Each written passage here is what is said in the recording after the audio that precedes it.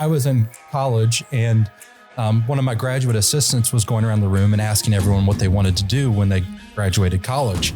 And my answer was, I wanted to be an entrepreneur. And That's she wild. looked at me and she laughed.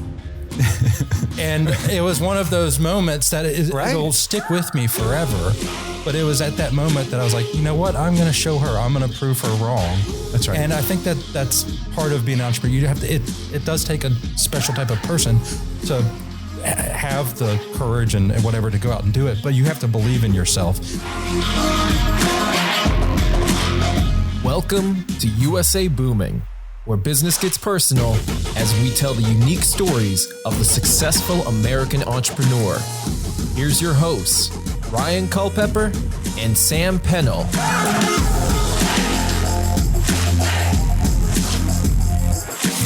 Well, welcome, everybody out there, really globally. It's pretty amazing. So this is Ryan Culpepper coming at you from USA Booming. I feel a little lost here, ladies and gentlemen. I don't have my sidekick, Sam Pennell, but he is here with us in spirit. So with that, I think you guys are in trouble because now I'm running the show and we've got some really exciting guests. I'm super pumped to have them come out to us. But real quick, I'm going to give you the quick rundown of what we do here. Okay. So What we're trying to do is find great people like you guys that are doing some phenomenal things. We like to find innovators, thought provokers, change makers is what we like to call them. And believe it or not, you guys fall in that category. So now you're stuck. You have to talk to me and let the rest of the world hear your story a little bit. Yeah. So real quick, I'm just going to kick it off real quick. If you guys want, just go ahead and introduce yourselves. I mean, we've got some very talented people here. So go ahead, Graham, Ross.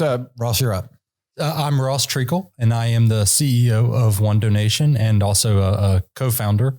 And then my brother Graham is with us today. And I'm Graham, Ross's older brother, and I'm the operations guy, and he's the CEO. So we make a lot of joint decisions. Okay. There we go. Okay. So this is a family-run business a little bit. As if we get into it, ladies and gentlemen, you're going to see there's layers of family here within this operation.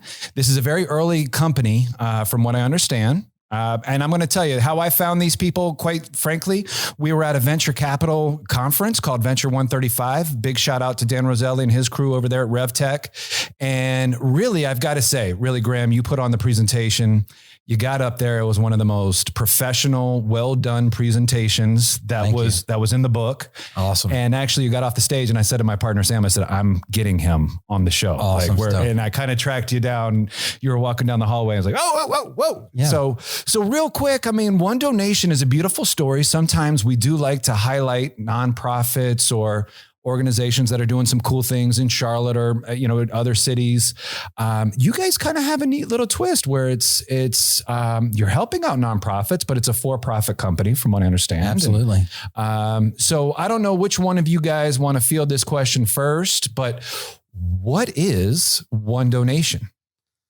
So One Donation is really all about connecting nonprofits with companies and payroll. We do that through payroll deduction donations to the nonprofit. So it's supporting the nonprofit. It's helping the business out from a corporate social responsibility standpoint, and it's also engaging the employee. So there's really three prongs that we try to approach and do. But I'd say at the very end of the day, our goal and our mission is really to help nonprofits raise money. And we were going through fundraising and doing things like that as a company. And one insight that I thought about the other day is we always talk about supporting the nonprofit. Like, we want to help them focus on their mission and not having to focus on raising funds. Because that's where a lot of their energy goes, right? Unfortunately, that's correct. It's what every board meeting is on. I don't know if anybody has sat on a nonprofit board, but at the end of the day, it's always kind of comes down to, here's the budget. What do we have room for, right? If we don't get XYZ on this next fundraiser, something doesn't happen, right? And that's what's beautiful about payroll. It's every 2 weeks, every other week, in some instances, instant. And so payroll becomes a vehicle that the nonprofit can rely on over time. Right. And they don't have to worry about, where's that next round of funding going to come so we can do our mission. And I think, it's important, I believe, to take a real quick step back because this all really, what we do is we solve a problem, right? I've listened to quite a few of your podcasts now, and you think about entrepreneurs and just solving problems. And so my brother, kind of being humble, but he was at a charity event and the plate passed him by and he didn't know what to do. He didn't carry cash, didn't write checks. He's a millennial. Look at him. He's a younger dude. And so it's like, how do I fix this problem? And so now we've been at it for a bit. And so we started out as what we call a B2C, business to consumer play. Okay. And it was a really slow go-to market strategy. And then through some learning and networking and listening to other wisdom, we found out, wow, we can take this over to payroll. Get it in front of thousands of businesses, millions of employees at a time, and then solve the problem of giving from receiving funds from a nonprofit, because it really helps them solve a problem from the employee perspective, because they want to give, like my brother, like millennials want to give money. We all love causes. So I think that's kind of the nexus, and that's what we do is we solve the problem. So exactly. That's the thing that kind of blew my mind, right? So when I do want to give to a charity or what have you, a lot of the times I've got to go to my employer, right? I've got a day job and I go there, and if they're not listed as a matching charity, I've got to go on, I've got to call the place, find out what their tax ID is. And then, it probably takes 2 weeks to set up. And by the time it's all done, I'm running around trying to work. Yep. It's like, man, I don't even have time to deal with this. I'll just cut them a check So there's a bigger problem though, even before that. Beyond that. Companies, a lot of times they're the ones, the executives and PR firms are making the decision about who we're going to give money to this year. Well, we want to empower the employee to choose with their own dollars who they want to support. Mm-hmm. It's giving today is not about, okay, we're just going to, stroke a check to this nonprofit because our executives think it's who we need to give to. This is all about giving the power to the employees to support the causes that are important to them. Right. Because at the end of the day, that's what's going to be more engaging. That's what's going to drive your employee engagement. And we can do it now with one donation as a component of your corporate social responsibility. Right. Right.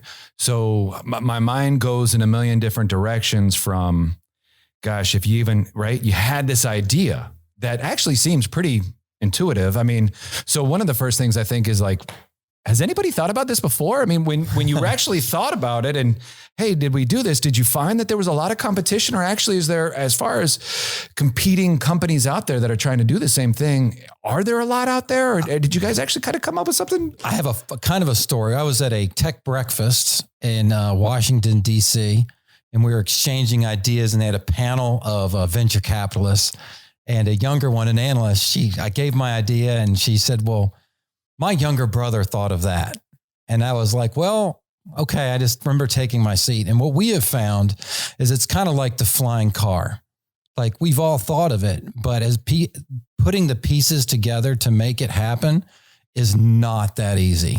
And so I will say from where we've gone to and like how it's gotten here, there's a lot of moving pieces. And so kind of like the E-Myth, some good books to read. Like there's so many steps that if you get 90% of the 20 steps that we've taken one at a time, you're going to have nowhere the near thing. So there's a lot of competition, but we do things very, very differently. So I'm going to pick on something real quick. You said E-Myth, which a lot of entrepreneurs and people are familiar with, but explain what that is, or right? I mean, the entrepreneur myth, right? Yeah. So the E-Myth here. The entrepreneur myth. I remember I was talking with Ross a little prior to this. I remember in my baby book, it said like, what do you want to do when you're little? Like, do you keep for your kids? And it said, I want to be the boss. That's what I wanted to be at like 2 years old. Okay. And the E-Myth is really that you're not really the boss. Right? Like not even close. And also the E-Myth is that it's not so easy. You've got your accounting, you've got all these different things. And if you're going to drive your business, you either got to work in your business or on your business. And we could talk for hours about it, right? Awesome. No, that's exactly right. I mean, a lot of people have thought about ideas, right? I mean, I'd like to think when I was in college, I thought about the little thing that blinks before you hit the turn signal and go into the lane. Right now, every car has them. Right. Heck, I thought of it, but did I actually put it together? Did I actually come down and put it to script and actually try to make anything happen? Absolutely not. Right. So the funny thing is with entrepreneurship, a lot of people have thought about things, right? So, along those lines of e-myths and what have you, you're sitting there. It's a very poetic story where you're ready to give out money to the charity of your choice or the church at hand. And once you actually came to try to put this together, I mean, that's a pretty wild thing. So, were you corporate already? What seat were you sitting in when you wanted to give the money and when this idea, the genesis of the idea, right? Where were you in life? It was really just, Graham mentioned I was at a charity event and it kind of just happened and started having a conversation, honestly, with my brother-in-law. And we just started talking about it. And I guess I would consider myself a serial entrepreneur. I started my first business when I graduated college. And I've had a couple different businesses along the way. So what was that? You can't just gloss over stuff like, believe it or not, people aren't serial entrepreneurs. There's not a lot of them. So. I always wanted to work for myself. And one story to kind of back it even really step further than that is I was in college and one of my graduate assistants was going around the room and asking everyone what they wanted to do when they graduated college. And my answer was, I wanted to be an entrepreneur. And she looked at me and she laughed. And it was one of those moments that it'll stick with me forever. But it was at that moment that I was like, you know what? I'm going to show her. I'm going to prove her wrong. That's right. And I think that that's part of being an entrepreneur. You have to, it does take a special type of person to have the courage and whatever to go out and do it. But you have to believe in yourself and you have to take those moments in and just go for it. And so I graduated college and so what was the idea? What was your first business? If you don't mind. I mean, I graduated and as I was graduating, my brother Graham and I, we'd done some work. We actually bought a house here in Knoxville, Tennessee, bought it for $1.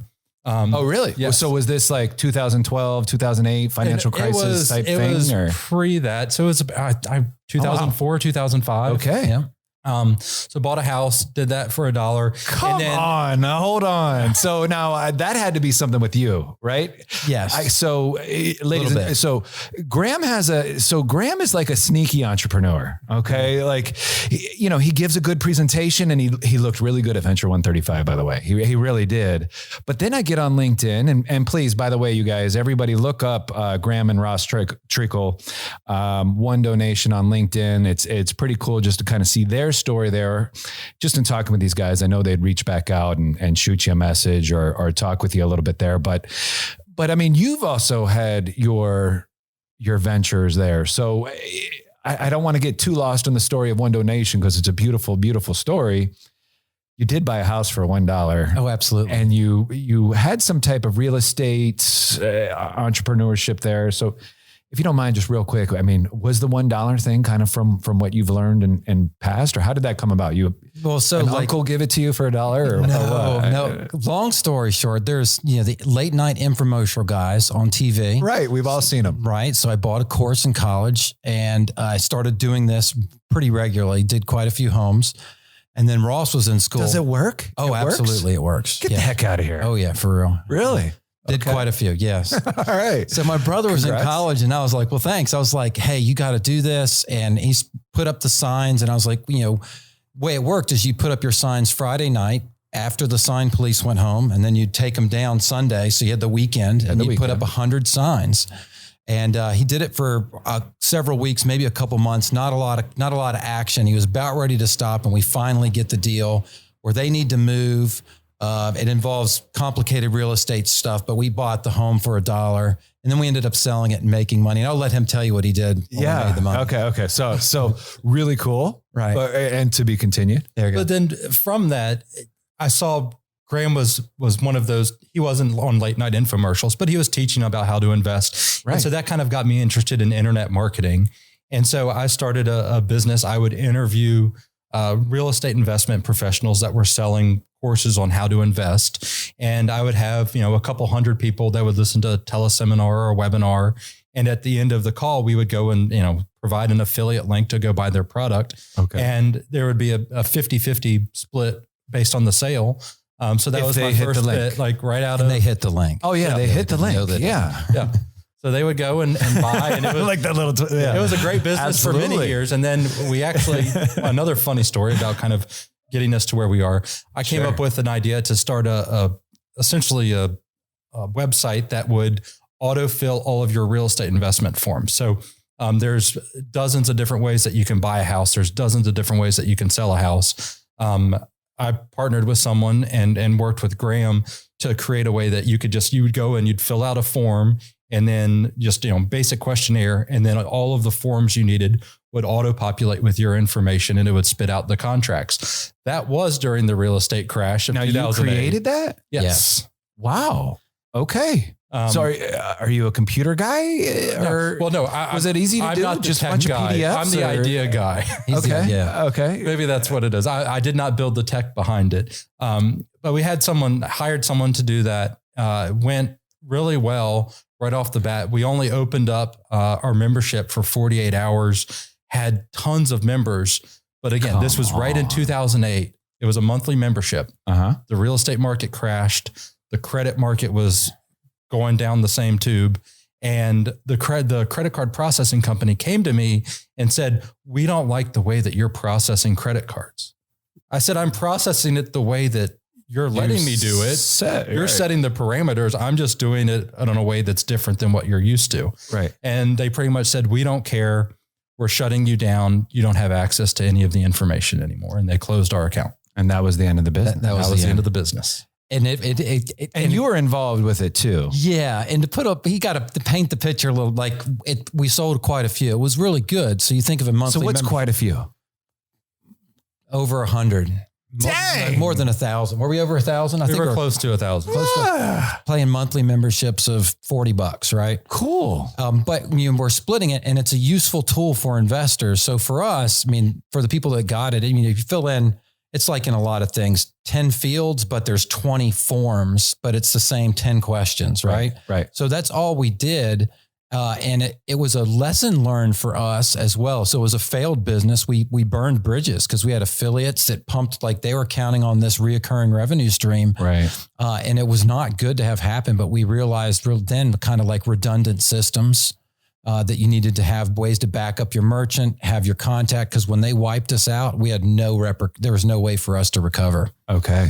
So that was it. Yeah. Okay. Good learning lesson. And Yeah. I'm sorry to completely digress off That's of one okay. donation. One donation, I'll say it many times You're just to make up for that. But no, I think a lot of people, right? They see the one donation, they see the pretty presentations. You go online, it's a really cool website, but you don't know the stories behind what actually led up to that. So anyway, you had this failed business. Okay. And you said you started a couple others. We don't need to go down the rabbit hole because I do want to get on this baby here. So, because this one really does. Again, you guys were like the pretty girl at the dance. It was kind of like, oh my gosh, we've seen you grow so much. Those are some of the things that I heard when Graham was walking down the hall. It was kind of like, oh man. So I'm not the only one that thought he was pretty cool. Right. So anyway, to get on one donation and all of that. So you've had a couple businesses, you like the idea of entrepreneurship, right? And that's the idea behind the podcast, is to really kind of nurture that love. So the genesis of one donation, you were sitting there, but then once you came to it and you started to say, okay, what are some of the barriers to entry? What are some of the logistics? Is there something that really stands out to you even still to this day that may still be a problem, or maybe a problem that you guys solved? Is there, as you were trying to get into this and really kind of have this thing born? You can do one. I'll do one if you want. There's several. Yeah, I'm sure. Yeah. So one of our biggest barriers to entry has been SOC, or data compliance. It's a big process to go through. So creating processes for how the money is exchanged, how we make updates to our software, how we hire employees, from drug testing to screening. Because the companies that we're working with, we have personally identifiable information. So the way that we can compartmentalize that and keep it out of the wrong hands, it's very, very important for us. So I think for other companies like us, this is one of the things that we have that they don't, is we take data integrity. It's very, very, very important for us. So that's also what's really interesting, is this is I don't know. I kind of see it as like a noble cause, right? But you're actually a fintech company. Oh, absolutely. At the end of the day, I mean, you're collecting data. You've got a lot of important information.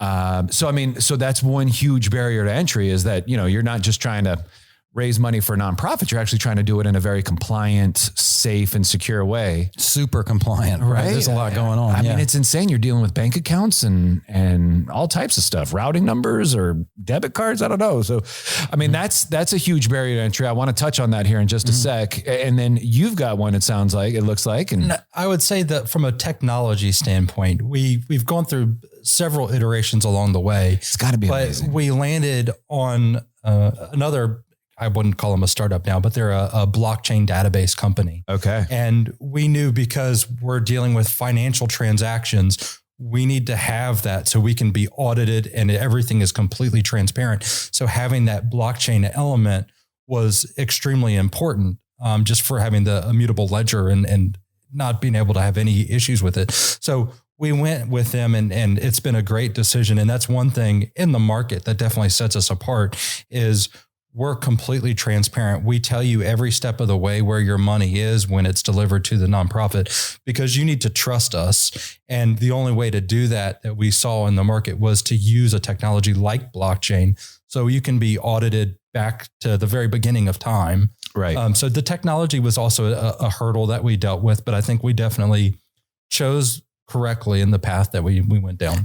And timing is just critical, I think. So Ross talks about blockchain and digital contracts. Clearly there's a lot more use cases for it in our case, other than just nonprofit donations. Really the use cases are endless, but blockchain is really a technology that's come around recently. Yeah. It's kind of like a cool word to say these days, right? It is a cool word, and there's not a lot of use cases, right? Like Right. a lot of people sell it to be like, it looks fancy.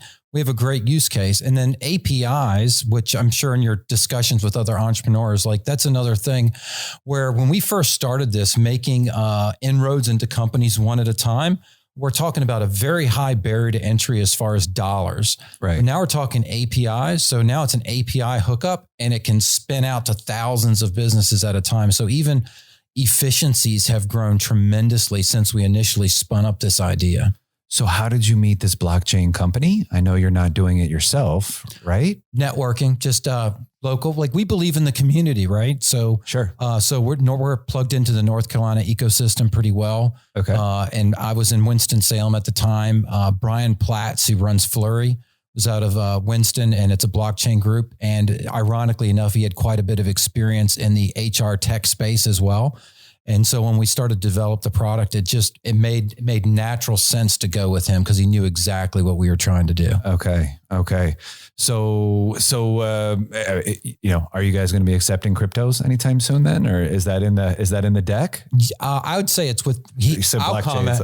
Yeah, for me, yes. I mean, we Walmart's considering it these days. as the entrepreneur, you have to continue to push the envelope, right? Right. So Yeah. you have like crypto.com that just bought an arena, right? It's no longer Staples Center. It's no longer the Staples Center. Yes, that's exactly So right. that's the door. So we were warned about this. So does somebody want to go ahead and take this? We're going to go ahead and we're going to let you continue on Okay. with that thought. All right. We're going to see what entrepreneurs get sent to their house. By the way, ladies and gentlemen, they've invited me into their home. We're in Knoxville, Tennessee.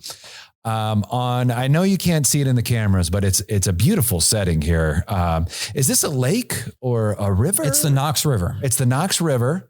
So we're sitting here on the Knox River. It's absolutely beautiful. And they're getting a little bit of a delivery. So Absolutely. we have to do that, but go right ahead. You're fine. So you were networking and So that's how we this found group Brian and got into the blockchain. And I think that we will be in crypto only because, again, it pushes the envelope. And for us in the employee benefit space, you look at millennials and younger generations, they may want to start investing in crypto.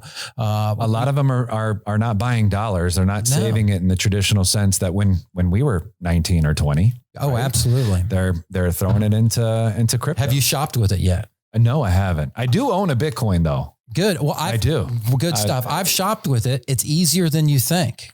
I'll show you offline because there's certain companies and you probably don't want to have all the names that I'm going to mention, but like there are companies that are accepting it that are in your neighborhood on your neighborhood block. You'd be surprised. I'm sure. Again, it was big news today. Walmart said that they're looking for it. So anyway, I don't want to digress too much.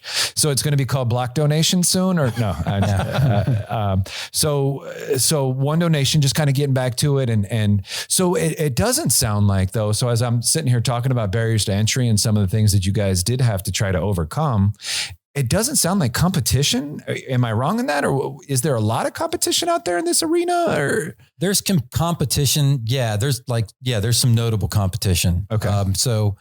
We have, you have United Way is kind of like the older kind of way of doing things. Sure. And they bring a lot of value to the table. There's Benevity is another big one of our competitors. More of an enterprise solution, does a lot of things differently than us. And for us, our competitive advantage with them is just the speed of the transaction and the transparency. And it's just part of our business model. So when you get back to the E-Myth, it's not something that either one can take and make a pivot on and roll it out next week. It just wouldn't work that way. Right. Right. And there's always going to be competition in business no matter what. Oh, absolutely. So, that's going to be a natural barrier. And that's why we say they do a good job in what they do. Right. Okay. Right. Sure. Yeah. We don't want to give them any more publicity. No. Yeah, if anything, I hope they provide an exit strategy for you guys at one day or something along those lines. So anyway, we're going to, I'm digressing a little bit because there's really a lot of avenues between you guys. There's a lot of experience on this other side of the table in different areas. So you come up with this idea, you start to hire out other resources to help really bring this on in a really like magnificent way. I would say it sounds like the blockchain advent into that really kind of expanded your abilities for outreach. And is that what it did for you, Ross? No, it definitely did. And I'd say, a lot of this is timing and we built, and to go back, we built the technology first, not using blockchain. So we've gone through iterations and improved along the way. And again, when it came to the timing was just right, we had a decision to make. We were interviewing different companies to build out our platform, and it just was the right timing, and it was a great fit at the time. So it was like, let's just jump on it. And I'd say everything in our journey timing has dictated so much. And COVID being one of the things, like COVID set us back. It did, but it also provided great opportunity for us. So we raised a little bit of money pre-COVID, like talking 3 or 4 months before COVID really set in. Right. And it hit, and it was like, oh gosh, like we can't do it. Like, what are we going to do? It took away everything that we were planning to do. But what happened out of that is we had budgeted, and with the money that we had raised, we had budgeted to attend conferences. Those conferences canceled, but they went virtual. And through virtual conferences, we ended up actually meeting someone who's now our fractional CMO. Okay. He introduced us to the person that is now our CRO and head of customer success, who started out as an advisor.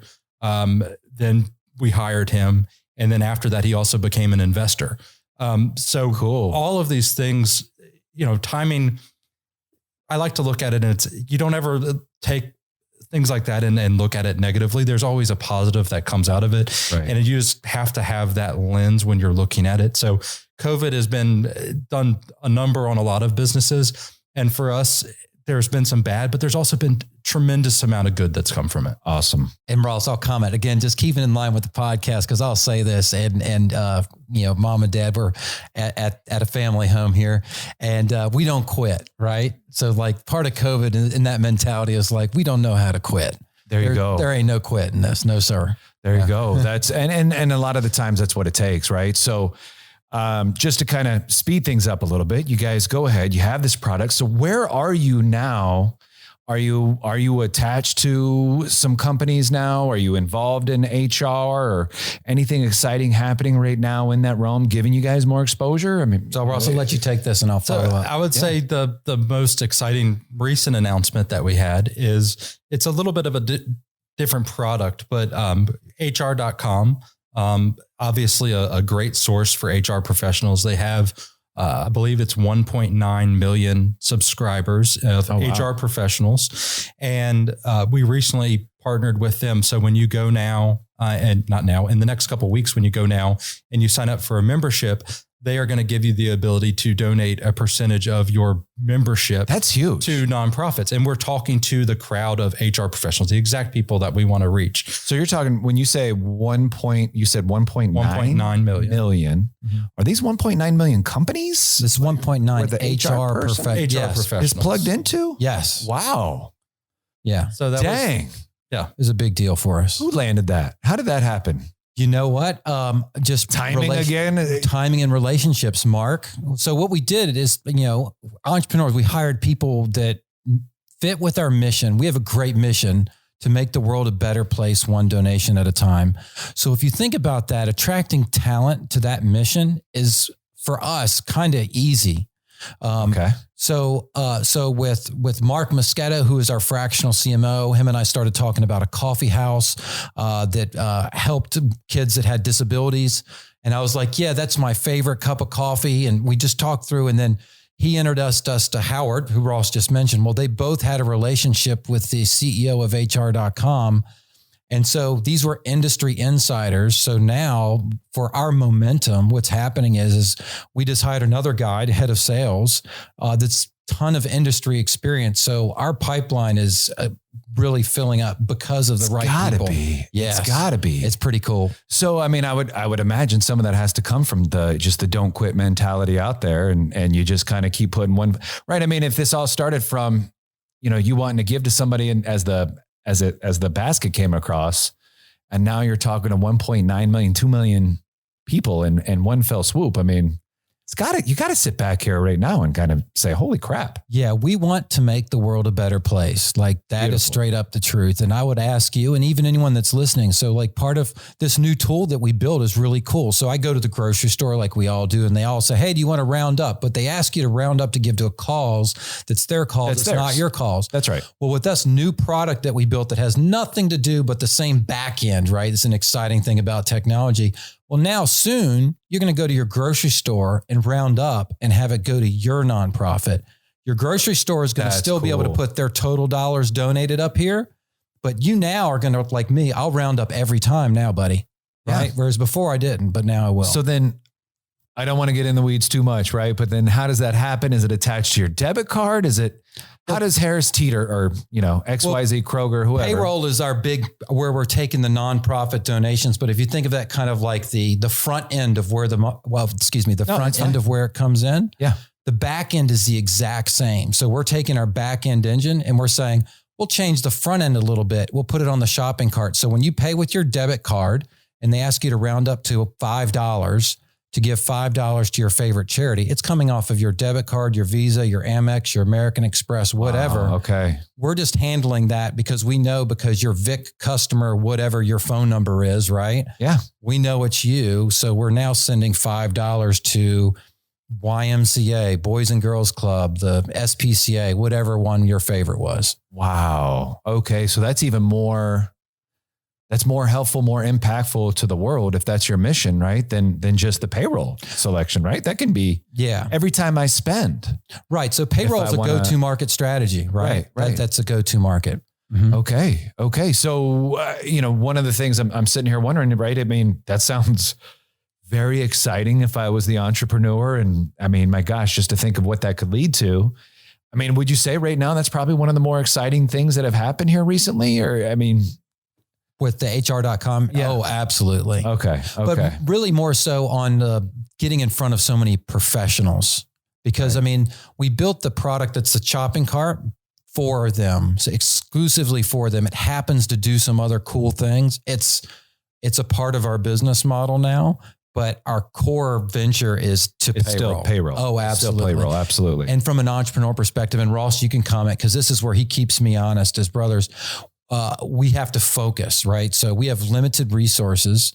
And so we've been planning this stuff, but we still a lot of great things, but we can only do a couple of them. Okay. Right. Okay. So when you start to think of it, right? I mean, we talked a little bit, we like to do kind of past, present, future, where you guys going? I can already kind of see this is not only the present, but it also does look like a platform for the future. Is that fair of what what your mind's eye is telling you where to go? And I would say, as an entrepreneur, you always have to be looking forward. And I mean, Graham mentioned some of the competition, but that's not to say that, we couldn't enter the market and just go and have all this success and then someone just come and follow. And who knows if you got to be thinking ahead. You have to always be evolving, iterating. And so we've got a lot of plans on where we intend to go and where we want to go.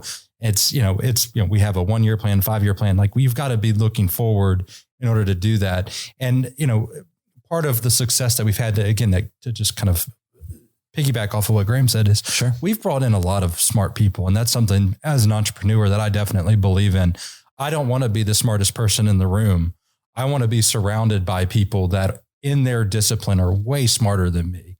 And that's what we started to do with our team is just bring in really smart people with very specific industry knowledge that are well connected and can go out there and do way more than I ever could. They can probably outperform me in a day than what I could do in a year. Right. And they believe in the mission, and that's why they get it. At the end of the day, that's absolutely.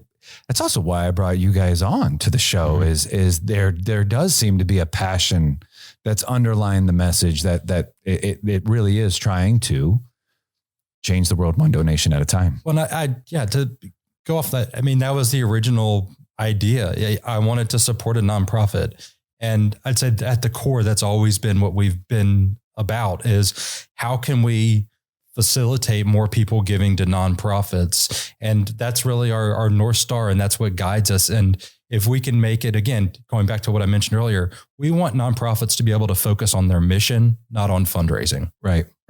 Super, super cool. Mm-hmm. Super cool. Okay. So now listen, I can see it's getting darker outside and things are actually getting ready to change. So now I told you guys I was only going to be here for 45 minutes. They have let me into their home. We could talk about this all day, but are you guys ready to change it up just a little bit? I mean, yeah. So here's the deal. You guys are the fun part. Yeah. Well, and you guys are startup, right? I mean, so before I get into the fishbowl, and that's really what I want to do here, just because I promised them time, but this is really also a very cool, again, we sit down with a lot of companies and I've sat down with a lot of entrepreneurs over the years, and you're at a really neat spot. So you're still trying to pick up funding, right? Those types of things. So where are you right now in that? Obviously if I could stroke a check for $10 million and give it to you guys, but how does a shop like yours, right? In COVID days, just, that's money is probably one of the biggest barriers to entry for a lot of people anyway, is just, it gets expensive, right? Coming up with that stuff. I need to comment first, and then I would love you to, Ross, because I think you said we stole the show at Venture 135. I believe so. There was a team that went behind that, right? So where are we at right now? So we had a team that helped put that together. So that deck that you saw, the presentation, we hired a firm because we are in the raising capital kind of, not open to the public role, like being SEC compliant. So we are in that. And so we had a group prepare it for us. And so it was professionally done. We prepared the script. It was put together by Ross and Mark, who was our fractional CFO. Right. And ironically, one of the team that helped us put together that deck actually spoke about successful exits at that conference. Oh, no kidding. Yes. So that's cool. You're kind of into that, right? I mean, we don't want to talk about exits already, but I mean, it's kind of cool that you're with a group that already has kind of walked down that path and knows what they're talking about. Well, if you were going to stroke a check, wouldn't you want to know I had smart people like that working for me? Yeah, absolutely. Yeah. Right. Well, and you know what it showed though, right? I mean, so this conference was to highlight just different companies, fintech, insurance tech, health tech, all types of stuff. They definitely looked like they knew what they were doing. And again, it caught our attention. So listen, everybody, one donation out there, whether you want to shoot them an email, figure out how to start your own business, or talk a little bit more about how you can be a part of one donation, please look them up on LinkedIn. And again, we are buttoned up on time. So I'm going to have to get you guys right. So you can see how these entrepreneurs, right? They know their baby. They know where they're going. They know what I can't ask them a question without getting a pretty cool answer. All of a sudden we get a cool little story. So what we're going to do is we're going to try to throw you off track a little bit here. We're going to give you maybe 2 or 3 questions each, and then I'll let you go into your evening, watch some football, smoke a stogie out there, whatever you want to do. But are you guys ready for this? Absolutely. All right. So ladies and gentlemen, we are time for the fishbowl. It is kind of my favorite part of the evening. It can be kind. It can give you a layup. It also can cause some dead space. So we're going to see. You talked about not wanting to be the smartest person in the room. Ross. We're going to see what's coming up here. So I'm getting the fat one here. And normally what I'll do is sometimes kind of go through and make sure it's a good question and we haven't repeated. But okay. So Ross, I'm going to give this one to you. Since you've only lived in entrepreneur land really since college, which, again, I kind of wanted to bring this podcast because I wish if somebody told me like, hey, you can be an entrepreneur, maybe I would have tried that route. I don't know. But so anyway, so for all those boys and girls, ladies and gentlemen out there, right? We're talking to a serial entrepreneur. He's been successful. He's had some businesses fail. If you could be any profession out there outside of an entrepreneur, what would that be? That's actually an easy one. I'm good with that. Okay. I have always had a thing for architecture. I love houses. I love designing houses. The house that we're in right now, I help make decisions on it. My wife and I bought a house that was built in 1951, and I don't think anything had been done to it since then. Right. It was the runt of the neighborhood, and we took it and now it's a home for us. So awesome. I love taking a building and just creating. Awesome. I can't wait till you guys have your first huge, one donation building. You're going to have a lot of fun with that. Oh, absolutely. Designing walls and putting stuff up. And that's really cool. How about you, Graham? I'll go the other way. Because you've been in entrepreneur land for quite some time. So I'm older, so I'm ready to slow down a little bit more. All right. What's your profession? So I think I'd like to surf. There you go. Professional surfer would be fun. I love it. I love the answer. And maybe maintain some radio towers. Okay. I know a few people that can help you with that actually. But so a professional surfer and an architect. There we go. So now, have you had any experience surfing, or is it just a little bit? I love the water. I'm a water guy, so I can spend all day in the water, body surfing, boogie boarding. Boogie boarding's from the kids' days, right? Yeah, absolutely. Hey, I'm a mean boogie boarder out there. Hey, I'll get right. I'm almost 50 and I'll be a mean boogie boarder this summer. That's right. Sir. There we go. Very cool. Very cool. So we've got an architect and a professional surfer here. I'm going to dig in for another one. And I'm sorry, those answers were so good. I didn't even get to proofread this one here. So we're going to see how this one goes. All right, I'll start this one with Graham here. So listen, right, we're talking about an organization that wants to help people, wants to change the world. So again, this one seems kind of apropos. So what is the wackiest thing that you've ever done to actually help a friend or family member? Is there anything that you kind of sticks out there? I don't know, even driving to Atlanta, change a tire. I don't know, but is there something out there where you've helped a friend or family member that kind of stands out as, man, that was kind of wacky? Yeah. That'll go back to my college days. There we go. All right. And then you just add Greek in front of that. And then, yes. So, well, then you were a good brother. Absolutely. So we got dropped off in the middle of nowhere, and we all had to work together. And where did you go to school? Chapel Hill. Oh, I'm sorry. Sir. Yeah. Okay. So we got dropped off. Duke Blue Devil joke. I'll leave what we did to help each other out, but we all helped each other out quite a bit. Okay. So good old crazy frat story. Yeah.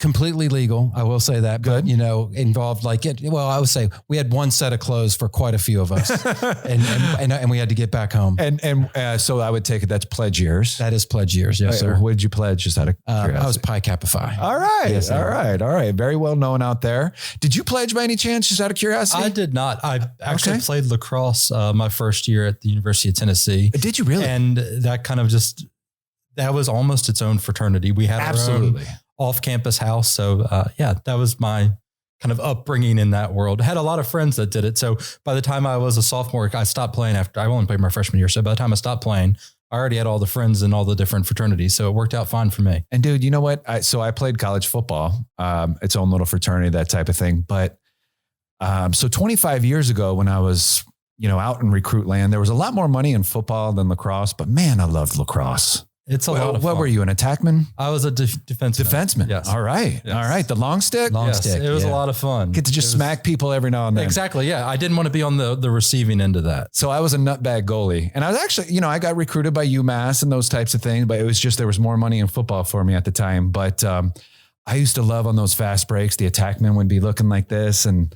I would come out of that cage, right? I played linebacker, and I would just smoke these little kids. It was so fun. It was so fun. Someone calls man, the other says ball. That's right. Man ball. Yeah. Yeah. I always like the man. I don't know. I hit well. That was it. That's all I've done well. I might not remember this conversation because of all the concussions. It's glad we have it on record. There we go. So I remember it, but very cool. I mean, did I forget your answer? Did you do anything wacky to help somebody, out there in those lacrosse days or thereafter? I was just, the only thing that really comes to mind is just going to bail a friend out of jail during the middle of the night. It was probably about 4 a.m. when I bailed them out. I had to get up at 6 o'clock in the morning to go on a road trip with some friends. So right after you got done sleep, holding up his ankles for the keg stands, and it was absolutely, and then you had to go bail him out. An interesting thing. Yeah. Unfortunately, we've done that a few times. So again, I know I'm going over a little bit in time, with what I told you, but you guys got time for 2 more. Yeah. Is that good. cool? 2 more. So we're going to go ahead and dig up and, okay. So I kind of like this one. This one, hopefully there's some good stories here. So we'll go back to Ross here. So listen, you're a serial entrepreneur. You've probably learned a lot of lessons, right? I'm kind of the guy that, I learned my best lesson by failing or doing it wrong. And I'm like, okay, I'll learn. But, if you could go back in time, right, to that kid there starting the real estate homes and, just starting to learn about entrepreneurship. If you could go back in time and give yourself advice, or another kid at University of Tennessee that might be listening in his dorm room with another buddy from his business class or what have you, as you talk about entrepreneurship, starting business, networking, whatever it all entails, right? The E-myth is out there that it's very easy and what have you, but what piece of advice would you give yourself if I could go back in time and hit that switch for you? So I'd say find something that you're passionate about. For me, as much as I bought a house for $1 with my brother, I hated putting out signs. Like it was a Friday night. Like, right? I was in college. I wanted to go out and have fun. And that wasn't something that I was passionate about, right? To be frank about it. But I mean, it did kind of put me down the path. But when you find something you're passionate about, it changes the whole game. And I would say with One Donation, I am extremely passionate about it. I've got 3 children. I want to show to them like nonprofits and the value that they bring to the world. And I want to do good and I want to help facilitate doing good. And it's something that I'm passionate about. And it makes it so much easier when you have that thing that you're just so passionate about. So find your passion and then just don't quit. That's beautiful, Ross. All right. So, they do say, right, you find something that you're passionate about. There's no such thing as a day of work. I don't know if that's true, right? There's probably some days where you felt like you were working, but at the end of the day, I guess it's easier when you hang up the hat at the end of the day it's all about the vision for where you're going and where you're taking it. It makes those hard days a lot easier to get through. That's right. So one, you got to have passion. I know, Graham, you've got one for me. If you could go back, I don't know at what stage, right, in your life, because again, you're a little bit of a serial entrepreneur yourself. It's really cool to kind of see. So what piece of advice would you give yourself, or again, a lot of our demographic or college students, what would you tell a group of kids or yourself, back in time? I think the passion thing is important. To pick a different one, I think a strong mentor, like a mentor that's not going to just say they're a mentor, to spend time with you. Because it took me a long time, I think, to understand from an entrepreneurial perspective, the fundamentals of business. And not, having a sociology and political science degree didn't do much for that. And I think now, I've learned to read a balance sheet and understand just the innards of the business. And so that's what I'd say. A mentor is going to cut years off of a learning curve, I think. And listen, ladies and gentlemen, when you say a mentor, sometimes I guess there's been periods in my life, right, where I could say I really don't have a mentor. I have some people that have helped me, guide me along the way. What I don't think I did was really recognize somebody that gave me good advice and try to latch onto that person as a mentor. Right. Right. So I would take it. Both of you guys are nodding your heads. I would say that there is some type of mentor figure here. I mean, how did you find the mentor? How did you know that person was somebody that's right? Because a mentor, you're telling them your dreams, your desires of where you want things to go. I mean, how do you find that person? Is it just something innate inside, or? Well, it took me 40 years to figure that out. All right. So I could say that's a recent thing for me, kind of. But so now with their parts of our team, we hire them, right? Like it's not only, and it isn't a free position. Like we want our mentors from a business perspective to be good, but from a, That's really cool to put it that way. Yeah, go ahead. I'm sorry. No, I was going to say, if I was in college, I didn't have money or a way to hire, I would just find someone that's got a little gray hair, that's been there, done that. And they are I think you can find mentors if you look and be genuine about it. Okay. So everybody's got that Uncle Buck and he's doing well. Just go ahead and take him out to lunch and try to figure out a little bit more about him, I guess, or, right? Uncle you got to Buck, search for it. Right? Uncle Buck could run a car detailing shop and you could learn how to run an online business just because he's going to say, oh, these are your monthly fixed expenses. These is your income. Like this. I mean, it's pretty simple stuff now that I've learned it 40 some years later. Well, no, and it's amazing. I mean, just to kind of simplify it a little bit, because you say mentor and to me, again, maybe because I don't have one, right? It's kind of like, oh gosh, who would that be? But I mean, at the end of the day, right? It's just that person that, so the whole point is I thought my dad was always so smart. My dad, you're super smart, but some of it is just experience, right? Mm-hmm. Like, oh, it's just that I've screwed it up so many times. I actually need a Phillips head screwdriver here instead of, and some vice grips, right? And I would think my dad was so smart because he knew how to do it with multiple tools. And it's just, you've done it enough. So find that person with gray hair that looks like, you could sit down and talk with them and kind of go from there. Are you guys ready to be mentors? There yet? Because it's coming. It's coming, absolutely. Right? I've started to do a little bit of it. Yeah. Because it takes so little now. Yeah. Not you can invest heavily in some, but now absolutely. I have 2 companies right now that I'm holding their hands a little bit. Very cool. Very cool. It's awesome. So again, one donation, Graham and Ross Treakle. I'm going to give them one more question, then we're going to let them go on about their day. They have been so gracious to even have me in their home. It's pretty cool. So, okay. So, who did I start with last time? I don't even remember. You can go with he's the good looking one. All right. We'll go with the better looking guy then. What fictional character, right? He's got to be fictional, right? So would you most like to be friends with? And you can't say like Jesus or you can't, Santa Claus. I guess you could, right? But anyway, I didn't mean to put rules on it. Go ahead. No, that one might stump me a little bit. Okay. I'll throw it over to Graham while I think. Oh my gosh. No, I don't know. A fictional character. Stumped the entrepreneurs. To be friends with.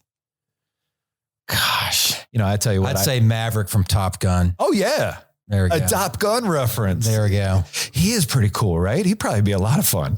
Absolutely. And to be one of those pilots, you're sharp as a tack. You're on the edge. Yeah. You probably learn a lot from him too. Yeah. Absolutely. Wow. I was thinking more along the lines of like Batman or like, I don't know, Superman or somebody like that. Top Gun Maverick. There we go. Very cool. So real quick, I do have a shirt. So I've flown a little bit. I've solo flew and all that. Kids came along, but I do have a Top Gun shirt. It says, because I was inverted. And anyway, I'm a fan. I'm a fan. So yeah, man. Has one come to your mind, Ross? Well, I'm just thinking back. Honestly, it gets me thinking about what my kids are watching on TV and what cartoons. And one of the classic ones that they're actually watching right now. So Donald Duck. Like, I feel like that would be just fun. There you go. There you go. He is one of the more fun, entertaining guys out of it. Like so again, I don't think there would be a dull moment. Yeah, no. Like he can even turn his bill around and he gets into it's good stuff. It's good stuff. Very cool. Well, very cool, you guys. So listen, it's Ross and Graham Treakle, one donation. They really are trying to change things, one donation at a time. And I'll tell you, if you want real quick, if you guys want to say one more more thing, how they might be able to reach you, and we'll let you go on with your day. I don't, what's the easiest way to find you? And maybe if there's anything else Absolutely. you want to add? Easiest way to reach me is on LinkedIn. I'm pretty active on it. Graham Treakle on LinkedIn. I'm on LinkedIn Open, so you can communicate with me that way, and we'll change emails and all that stuff. Awesome. Do you guys hire interns and those types of things at all? Or you're getting there? I love interns. Okay. No, we do. And we pay our interns. So, oh, wow. Yes, because we want high quality, good work. I tell you what, we get them was from a UNC. Sucker. I had a non-paying internship, and I would drive 45 minutes. Anyway, it was just, they had paying internships, Right. But anyway, yeah. So You don't know what you don't know, right? Yeah. And that's where a mentor helps you. Thank goodness. Right. That's I mean, it was just kind of anyway, it seemed an interesting twist when I walked into the office, and then how would people get a hold of you? And Same as Graham. I'd say find me on LinkedIn. Definitely check that on a regular basis. And you can always go to our website, at onedonation.org. And you can contact us there as well. Awesome. So listen, ladies and gentlemen, it's onedonation.org. Graham and Ross Treakle, they are the mind power behind it. Again, they won't say it, right? They've got a lot of people behind them, but it's a really great story. They were truly one of the shining stars of a really cool venture capital conference. I would reach out to them. One thing you're going to find is guys like this, they do want to help you. So reach out to them. Thank you so much for joining us here this evening. And I hope you guys have a great one and wish you the best of luck going forward. It's going to be great. I'm going to come back in about 2 years, see where you are and where all this thing led. It's going to be fun. I know it. Yeah. Thank you too, Ryan. This was great. Thank you. All right. Thanks a lot, fellas. You guys have a great one. And thank you, USA Booming. You guys take care.